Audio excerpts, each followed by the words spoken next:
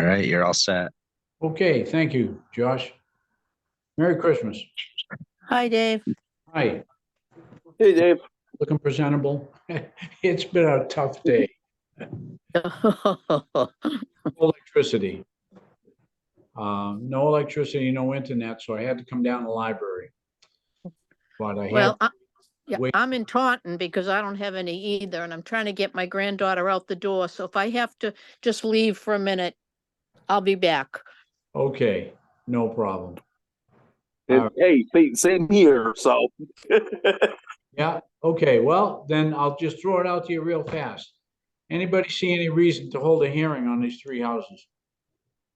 No, they look pretty dilapidated to me. Yep, and I don't see any historical significance in any of the three. They don't show up on the Macris. There's no Form Bs made out on them.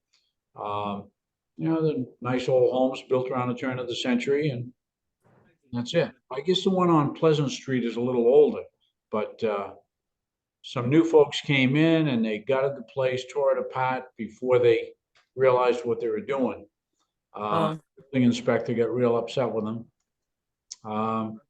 because now they have to finish demolishing the house and have to move it back to comply with zoning.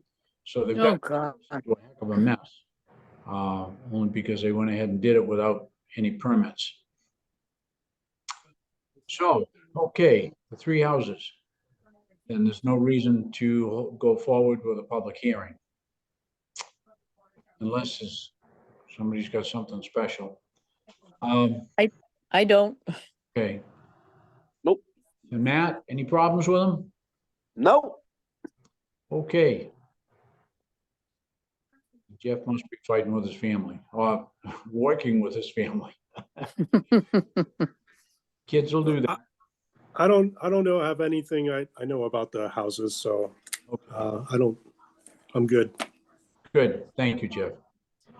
All right, well, I won't keep it too long, because I gotta get down to Wareham to a warm house, so I can sleep tonight. Let's see, this thing is the letter we sent to the council, presented to the council, and we're told by the council, great idea, let's do it. And we're told by the town manager, yep, we'll put it forward, we'll run it by council and we'll, yada, yada, yada. Well, obviously nothing has happened. And I went up there, I went to the manager's office probably, maybe 3 weeks ago. And I couldn't get any further in the office than Josh. I said, okay, well, find out where is that letter? Where is the article to go on the warrant to get this accepted by the council as a change? So he went back in the office, he came out.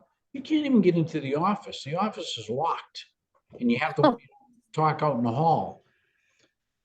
So he comes out and he says, who's sponsoring this? I said, what do you mean who's sponsoring this? I said, we already presented to the council 6 months ago. And for 6 months, I've been coming in here and asking people, where is it? And nobody has said a word about sponsoring it. And I don't often get excited, especially when I'm in town offices. But I said, you've got to be shitting me. Are you serious? Go back in that office and find out what the hell is going on with this, because I want this thing to move forward. Back in, he came out, he said, well, I really can't find anything about it. You got to have a sponsor. I said, well, you find out who the sponsor is and get back to me. And that's it. So I walked out. And obviously my message got through because I got a nice email from the town manager about 2 hours later that they were looking at it and nothing about a sponsor, but it was in the hands of the town lawyer, and he had to make sure that it didn't interfere with any other sections of the admin code, the change we had requested. Well, folks, you should have done that 6 months ago because it's nothing new. Exactly. So I'm still waiting. I figured after the holiday, I'll go back in and go nuts again.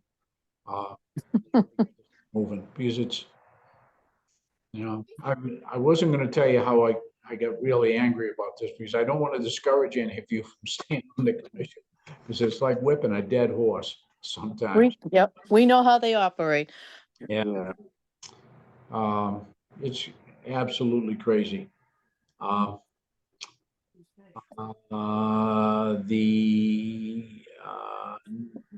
the archaeology, industrial archaeology group is still planning on coming to Perkins Foundry and Bridgewater Iron Works in the spring.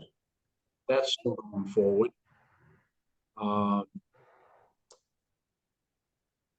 Kitty Doherty has the Appalachian Mountain Club and a couple other open space groups in the state, and they're interested in a trail to connect into a series of trails, and they want to pick it up on the Bridgewater line on Route 28, and at the trolley car bound foundation. I've been meaning to get up there to see exactly what's left of that foundation, but what it is, it's just after you go over the Bridgewater line coming in from West Bridgewater on the left-hand side. There was a long, skinny band. I don't remember the band, but I do remember the foundation before it got totally overgrown with vegetation. So I haven't been up there to look at it in a long time, but I hope to get up there. So I provided Kitty with there's a sewer easement that goes in to that field right there that the town owns, because the sewer easement comes from North Street through the woods, down Austin Street, across Main Street, and it meanders through the field and onto Mike Flaherty's property and comes out through APC, which is at the river, Advanced Pollution Control. It comes out at the river, and then it goes through the highway barnyard, crosses the river, follows the river, comes to Oak Street, and I believe it crosses the river again at Oak Street, and it goes onto the Perkins property, and it goes through the Perkins property and crosses Broad Street right at the river. So that would connect the trail that she's trying to put together. So, but they want to see something. The Appalachian Mountain Club would like to see something done with the stone building. Well, join the crowd. We'd all like to see something done with the stone building. But she says there could be money available to put towards it. So she's working on that. And I'm trying to give her as much information as I can find in the meantime. So, and as far as the meetings, this hybrid meetings, person-to-person meetings, every time I ask Josh about it, he says, well, we're working on it. Some people were sick and we couldn't get it done. And then everything is set up over in the Memorial Building. So I don't know where it is. But the idea is to be able to have a face-to-face meeting with a hybrid backup. So we can have our meeting, but whoever can't come can participate from home. So it's something that they're working on, but Christmas is coming, and then spring and then summer and whatever. Gets pretty disappointing sometimes, but I do have in cleaning out my dad's office, we finally, after 23 years, I finally got around to cleaning it out, only because we were selling the house. So I had to do it. But I have 3 or 4, maybe 5 different reproductions of maps that I'd like to offer to you folks, and but I got to see it to do it.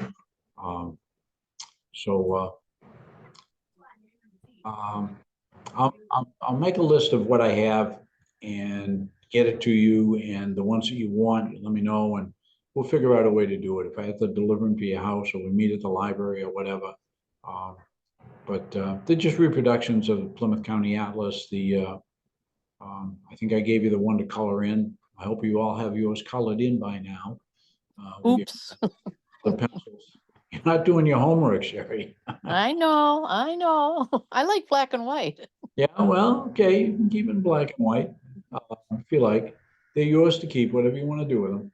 Thank you. The Plymouth County Atlas reproduction I have, that does have some color to it. It has some green and some gray, along with the cream colored paper. So, like to get that stuff to you. Anything else of historic nature that, I don't want to go back and dig up the agenda. I suppose I could.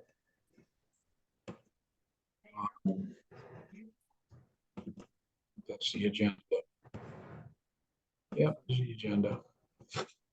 No, I didn't have anything. I didn't carry anything over.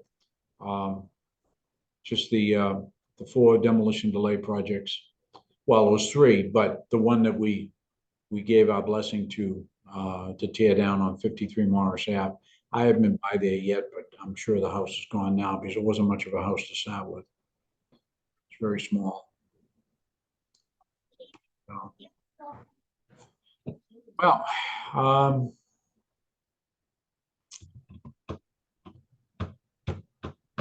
just from a historic standpoint, should every once in a while try to tune into some of the things going on with this vision to reality thing that our town planner is working on. It's interesting. He's a great salesman. He makes it sound really good. Best thing since sliced bread. But I think I'm hearing more and more people saying that, is this guy for real? Is he, because he's making a lot of noise and doing a lot of flashy, really nice presentations and so. Some moisture. We get some cloud cover right at the coast. Yeah, every once in a while you might get a lot of it. As of right now, it's just too dry for any of that to happen. So for most of us, this is an extended period of 20 feet of sunshine. Sounds like Today, 48 degrees. Average high is 41. Yeah, how you doing? All right. I'm in a meeting. It's gonna feel chilly. Here's your coat, yeah. Compared to beautiful city. And I would agree. Okay. I ran into the chairman of the planning board the other day and I asked him about it. And he's not real impressed. But he said there's 2 hearings coming up. There's a presentation before the council, I think January 2nd. And this is supposed to have some more of the traffic details. And there's a hearing before the planning board, I think he said on June 10th. So if you can tune into any of that, if you have some extra time, just to see what's going on, because he's I don't know, moving the railroad station, putting 1,400 units downtown. There's no parking, there's no water, there's no sewer. I don't know. It's a That sounds like a disaster. yeah. Well, he wants to put the sewer down the railroad tracks and put an entrance on the sewer plant down at the prison. That's been proposed for about 25 years, but it's never gone anywhere because they've got a ton of land down there and they've got more than enough space to put an expansion on the Bridgewater sewer plant. The Bridgewater sewer plant does have a problem that they're at capacity. I'm told that maybe Mark Oliari wanted to put up a couple of houses behind his southernmost building, CNT, the precious metals brokerage. And he was told, yeah, you can do it, but there is no water and there is no sewerage.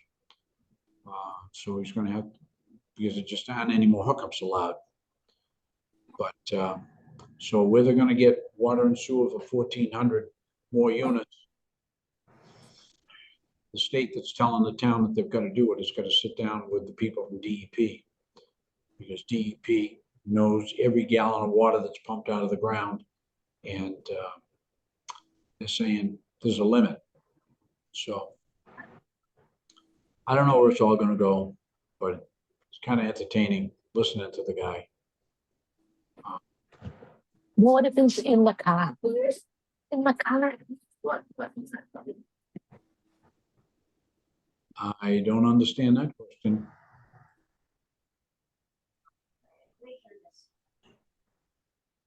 Oh, well.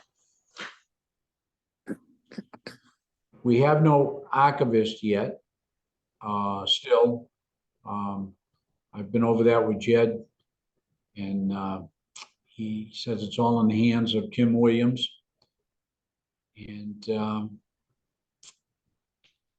they can't find anybody. Nobody's applying. So. And What? I'm on a meeting. Sorry. What does an archivist have to do? well, she was hired to organize things in town as far as digitizing records and documents and making the contents of the historical room more accessible on the internet.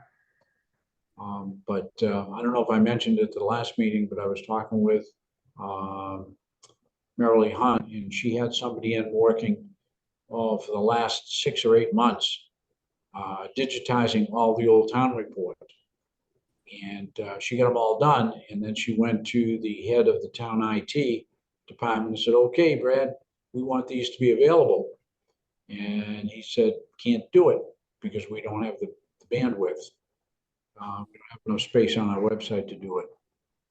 So I I don't remember. know how the archivist will go through the library. I don't know if it goes through the same computer system as the town archives or what, but there's a problem. So the town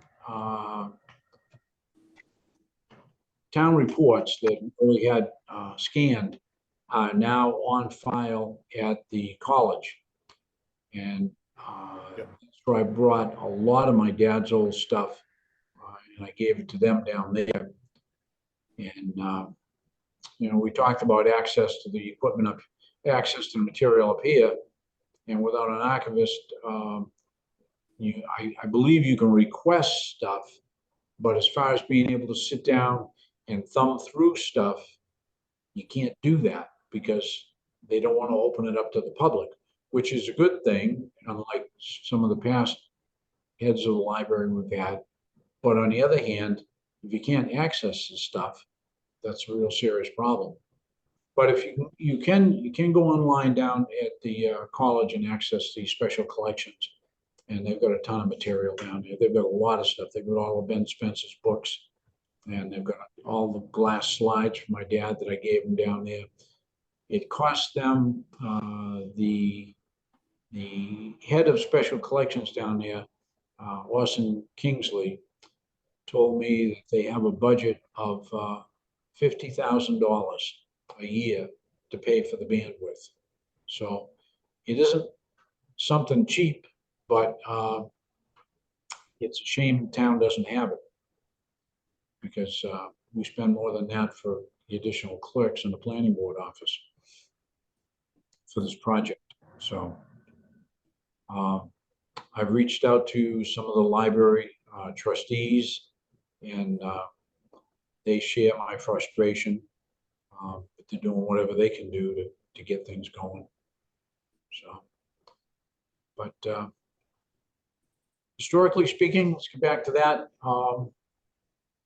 I had the pleasure of going into Boston last Saturday and witnessing part of the 250th anniversary of the Boston Tea Party. I was there as well. You were there, great. Did I you was. night also? So I actually used to work at the museum, so Oh, okay. I Cool. got to go and visit some old friends and That's great. witness a really great event. Yeah, it was. It was. Mayan started, I brought my grandson in and we started at Grand Lodge in Boston because I'm a Mason. And they had a series of speakers and plays. And they had one play that was awesome.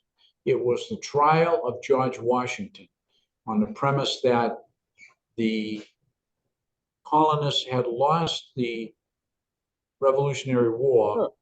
and George Washington was being tried before three judges, and Lord North was the prosecuting attorney, and John Adams was his defense attorney.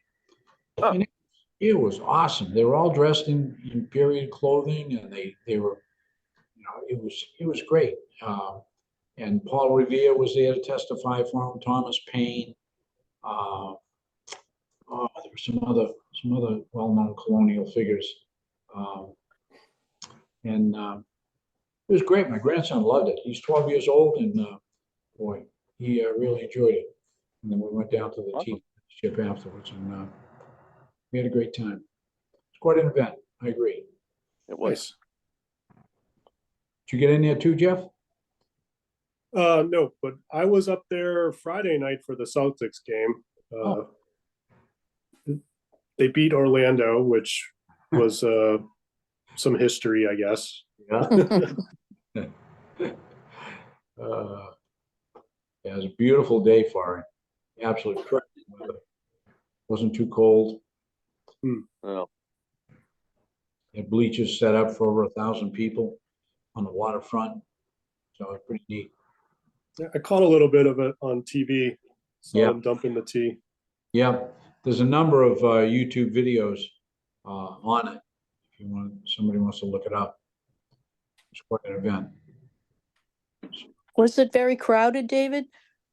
Well, I got out of there about 4:30 before the crowd got there, but at 4:30 there were still a lot of people. Did you see a lot of people, Matt? oh yeah. They so I stayed till about 8. I stayed for pretty much the entire thing. I went up in the morning and they had events all throughout the day down at Faneuil Hall. They did a reenactment down at Faneuil Hall in the Great Hall. If you've ever been up there, Yeah, it's up on the 3rd floor yeah. of Faneuil Hall. But they did a reenactment up there of in 1873. They did a women's suffrage meeting. So they had somebody portray Frederick Douglass. They had a bunch of different people portraying women's suffrages of the day. And it was called the Women's Tea Party. So they did that like 4:30. And that was actually technically it was closed. It was sold out. It was a ticketed event, but apparently they had like 50 people that didn't show up. And so I was outside, and somebody came up and said, "There's more spaces available, so go in." So, Nice. yeah, it was pretty interesting. And then, yeah, they had the reenactment at like 8:00, down at the museum, and but I heard from, I think I read it somewhere that there was like 10,000 people, but I don't know if that's counting throughout the day of everybody who witnessed all the different events, or I don't know. I don't know how they came up with that number, but I heard a number a little higher than that. That they were expecting a total for all of the total attendance for all the events. I heard they were looking for about 30,000 people. yeah, I mean it could have been, because they did do a whole thing where they had the Daughters of the American Revolution were there. Like they had the entire leadership of the DAR and the Sons of the American Revolution, or they had a lot of the head of the Freemasons there. Yeah. They had a bunch of like different There's a group called America 250 because it will be America's 250th birthday in a couple of years. And so they're in charge of running the what is it? The semi centennial, I think is what the 250th Yep. is called. And so they are the national organization that's going to do all the events for the 250th anniversary birthday of America. And so they had like people from them. So yeah, it was quite enjoyable. But yeah, I mean, I don't know how they came up with the numbers, but if they're saying it was 30,000 people, it very well might have been. Yeah. I think that might have been 30,000 people throughout the, Course of the day. yeah. Like I said, there were events throughout the day at different places. So, but yeah, it was fun. It was a good time. So, Okay. Well, anybody got anything else you want to discuss? Bring up tonight? no, No, not me. Okay, well, I won't keep you then. Because I gotta drive down to Wareham, get a warm bed tonight. Yep. Well, be safe. So, okay, well, I'll get you the list of all that, I'll send you some samples of those maps that I want to give you, maps and drawings and whatever. Okay. Like to see them go to a good home. People are interested in them. So, but other than that, I wish everybody a Merry Christmas and Happy New Year. thank you. Thank too. you. Same to you. Merry Christmas, everyone. Okay. Merry Christmas. Merry Merry Christmas. Christmas. Happy New Year. Yep. Yes. See you in the new year. Bye-bye. See you next year. Night.